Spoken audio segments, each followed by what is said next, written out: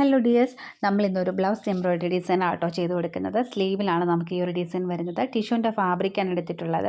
അപ്പോൾ സിൽക്ക് ത്രെഡും അതേപോലെ cut ബീഡ്സും sugar ബീഡ്സും ഒക്കെ ആയിട്ടാണ് നമുക്ക് ഈ ഒരു ഡിസൈൻ ചെയ്തെടുക്കുന്നത് കേട്ടോ. അപ്പോൾ ഇതേപോലെ ഒരു പാക്കറ്റിൽ ഞാൻ കുറച്ച് ബീഡ്സ് എടുത്തിട്ടുണ്ട്. അപ്പോൾ ഇത്രയും ബീഡ്സൊന്നും ആവശ്യം വരത്തില്ല, നമുക്ക് കുറച്ച് ബീഡ്സ് മതി. അപ്പോൾ ഇതൊരു ആൻറ്റിക് ഗോൾഡ് കളറിലെ കട്ട് ബീഡ്സാണ് എടുത്തിട്ടുള്ളത് കേട്ടോ. അപ്പോൾ ഇത് നമുക്ക് പാറ്റേണൊക്കെ നോക്കാം, എങ്ങനെയാണ് ചെയ്യുന്നതെന്ന് നോക്കാം. ഇതാണ് നമ്മളുടെ സ്ലീവിൻ്റെ പാറ്റേൺ വന്നിട്ട് കേട്ടോ. അപ്പോൾ സ്ലീവിൻ്റെ എഡ്ജ് പോർഷനിൽ, അതായത് ബ്ലൗസിൻ്റെ സ്ലീവിലാണ് നമുക്ക് വന്നിട്ടുള്ളത്. അപ്പോൾ ഇതിങ്ങനെ ഒരു ലൈൻസാണ് നമ്മൾ കൊടുത്തിട്ടുള്ളത്. അതായത് 1 ഇഞ്ച് അകലത്തിലാണ് നമ്മൾ കൊടുത്തിട്ടുള്ളത്. ലെങ്ത് വന്നിട്ട് ഒരു 3 ഇഞ്ചാണ് വന്നിട്ടുള്ളത് കേട്ടോ. 3 ഇഞ്ച് ലെങ്തും വീതി, അതായത് 2 ലൈൻസ് തമ്മിലുള്ള ഒരു അകലമെന്ന് പറയുന്നത് 1 ഇഞ്ചിലാണ് വന്നിരിക്കുന്നത്. എന്നിട്ട് നമ്മൾ ഇതേപോലെ 2 സൈഡിലേക്ക് ലീഫും ഒക്കെ വരച്ചു കൊടുത്തിട്ടുണ്ട്. പിന്നെ ഫ്ലവർ വരച്ചു കൊടുത്തിട്ടുണ്ട്. അപ്പം നമ്പർ 7 സൈസ് നമ്മുടെ പ്രോ സർക്കിളിനകത്ത് നമ്പർ 7 സൈസ് റൗണ്ട്സാണ് വരച്ചു കൊടുത്തിട്ടുള്ളത് ഫ്ലവറിന് വേണ്ടിയിട്ട് കേട്ടോ. പിന്നെ ട്രേസ് ചെയ്യാനായിട്ട് കാർബൺ പേപ്പർ എടുത്തിട്ടുണ്ട്. വൈറ്റ് കളറിലെ കാർബൺ പേപ്പർ എടുത്തിട്ടുള്ളത്. അപ്പോൾ ഇതേപോലത്തെ ടിഷ്യൂൻ്റെ ഫാബ്രിക്കിലൊക്കെ ആകുമ്പോൾ നമുക്ക് ഈ വൈറ്റ് കളറിലെ കാർബൺ പേപ്പർ ആട്ടോ അത്യാവശ്യം തെളിഞ്ഞ് കാണത്തുള്ളൂ. യെല്ലോ കളർ എടുക്കാൻ പാടില്ല. യെല്ലോ കളർ നമുക്ക് അധികം കാണത്തില്ല. നമുക്ക് ഈ ഒരു വൈറ്റ് കളറിലെ കാർബൺ പേപ്പറാണ് യൂസ് ചെയ്ത് കഴിഞ്ഞാൽ നല്ലതായിട്ട് കാണാൻ പറ്റുന്നത് കേട്ടോ. എന്നിട്ട് 4 സൈഡിലേക്ക് നമുക്കൊന്ന് പിൻ ചെയ്ത് കൊടുക്കാം. പിൻ ചെയ്ത് കൊടുത്തിട്ട് നല്ലോണം ഒന്ന് ഡാർക്കാക്കി വേണം വരച്ചെടുക്കാനായിട്ട് കേട്ടോ. ആ ലൈൻസൊക്കെ ആദ്യം പെൻസിൽ വെച്ചിട്ട് നല്ലോണം ഡാർക്കാക്കി വരച്ചു കൊടുക്കണം. കാരണം ടിഷ്യൂൻ്റെ ഫാബ്രിക്കിലൊക്കെ ആകുമ്പോൾ വളരെ നമുക്ക് സാധാരണ കോട്ടൻ്റെ ഫാബ്രിക്കിനെക്കാട്ടിലും ഇതുപോലത്തെ കാർബൺ പേപ്പറൊന്നും അധികം തെളിഞ്ഞ് കാണാൻ ചാൻസ് കുറവാണ്. അപ്പോൾ അതുകൊണ്ടാണ് നല്ല ഡാർക്കാക്കി വരയ്ക്കണമെന്ന് പറയുന്നത്. അല്ലെന്നുണ്ടെങ്കിൽ നോർമൽ പെൻസിൽ വെച്ചിട്ട് നമ്മളുടെ കയ്യിൽ നമ്മൾ യൂസ് ചെയ്യുന്ന നോർമൽ പെൻസിൽ വെച്ചിട്ട് നമുക്ക് വരച്ചെടുക്കാൻ പറ്റും. അല്ലെങ്കിൽ നമ്മുടെ അപ്സരയുടെ ഗ്ലാസ് മാർക്കിംഗ് പെൻസിലൊക്കെ യൂസ് ചെയ്തിട്ട് വരച്ചെടുക്കാൻ പറ്റും കേട്ടോ.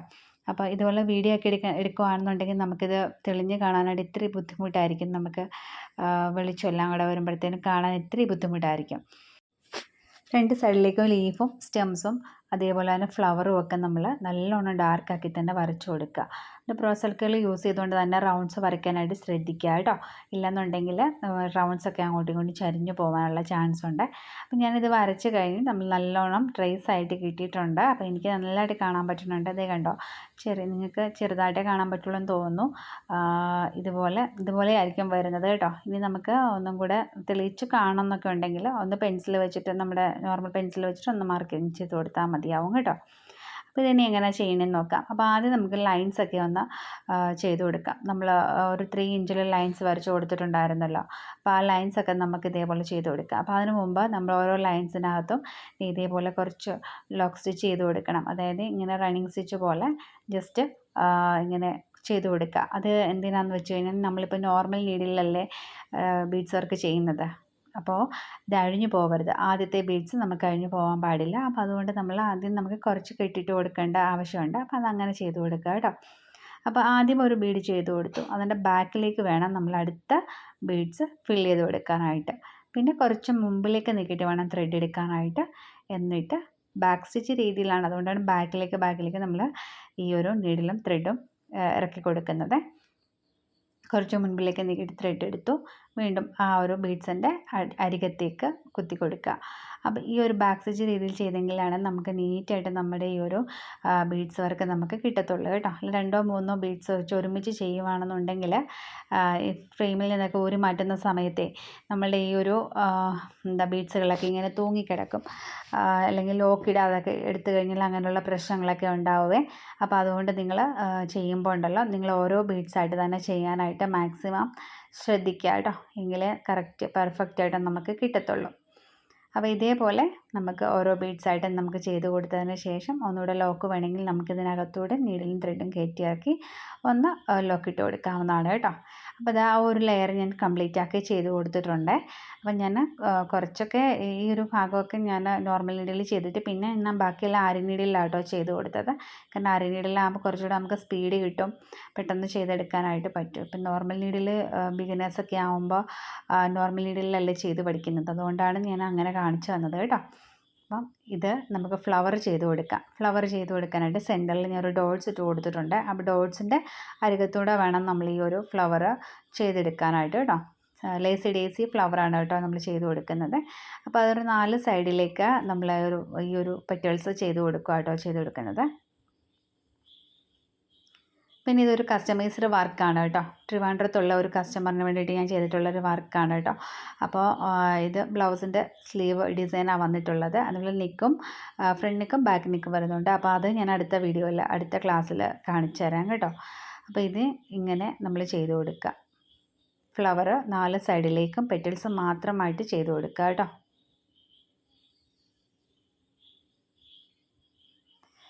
ഇതുപോലെ ചെയ്ത് കൊടുത്തതിന് ശേഷം കുറച്ച് ഗ്യാപ്പ് ഉണ്ടാവും. അതായത് നമ്മൾ 4 സൈഡിലേക്ക് മാത്രമല്ലേ പെറ്റൽസ് ചെയ്ത് കൊടുക്കുന്നുള്ളൂ. അതുകൊണ്ട് ആ പെറ്റൽസിൻ്റെ ഇടയ്ക്കൊക്കെ ഗ്യാപ്പ് ഉണ്ട്. അവിടെ നമ്മൾ ബീഡ്സ് വർക്കാണ് കേട്ടോ ചെയ്ത് കൊടുക്കുന്നത്.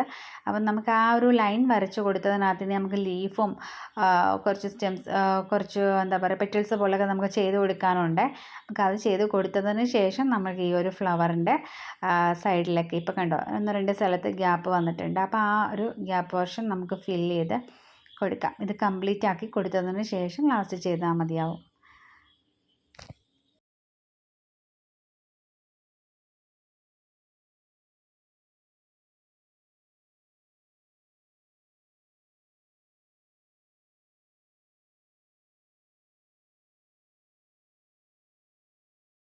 ഇപ്പം നല്ല സൈഡിലേക്കും ചെയ്ത് കൊടുത്തിട്ടുണ്ട്. ഇനി നമുക്ക് ബാക്കിയുള്ള പോർഷനും കൂടെ ചെയ്ത് കൊടുക്കാം. ഇപ്പോൾ ഇതാ ഇനി സ്റ്റെംസിൻ്റെ പോർഷനിൽ നമുക്ക് ലീഫ് ചെയ്ത് കൊടുക്കാം കേട്ടോ. ലീഫ് ചെയ്യാനായിട്ട് കട്ട് ബീഡ്സ് തന്നെ ആയിട്ടോ എടുത്തിട്ടുള്ളത്. അപ്പോൾ ഒരു 4 കട്ട് ബീഡ്സ് വെച്ചിട്ട് സൈഡിലേക്ക് ചരിച്ചിട്ടാണ് ചെയ്ത് കൊടുക്കണം കേട്ടോ. ഇതേപോലെ സൈഡിലേക്ക് ചരിച്ച് കൊടുക്കുമ്പോൾ നമുക്കൊരു ലീഫിൻ്റെ ഷേപ്പിൽ നമുക്ക് ഈ ഒരു ഡിസൈൻ നമുക്ക് ചെയ്തെടുക്കാൻ പറ്റും. ഒരു 4 കട്ട് ബീഡ്സ് വെച്ചിട്ട് കേട്ടോ. 4 കട്ട് ബീഡ്സ് അല്ലെങ്കിൽ ഷുഗർ ബീഡ്സാണ് നിങ്ങളുടെ കയ്യിലുള്ളതെങ്കിൽ നിങ്ങൾക്ക് അത് തന്നെ എടുക്കാവുന്നതാണ്. അപ്പം ഞാൻ ഈ ഒരു ബീഡ്സാണ് എടുത്തിട്ടുള്ളത്. പിന്നെ കസ്റ്റമറുടെ താല്പര്യം അല്ല, അത് എൻ്റെ ഇഷ്ടത്തിനനുസരിച്ചാണ് ഞാൻ ഈ ഒരു ഡിസൈൻ വരച്ചിരിക്കുന്നത് കേട്ടോ. അപ്പോൾ എന്നോട് പറഞ്ഞിരുന്നു എനിക്കിഷ്ടമുള്ള രീതിയിൽ ചെയ്തോളാൻ പറഞ്ഞിട്ടുണ്ടായിരുന്നു. അപ്പോൾ അതുകൊണ്ടാണ് ഞാൻ ആ രീതിയിൽ ഡിസൈൻ വരച്ചിട്ട് ഞാൻ ചെയ്ത് കൊടുത്തിട്ടുള്ളത്.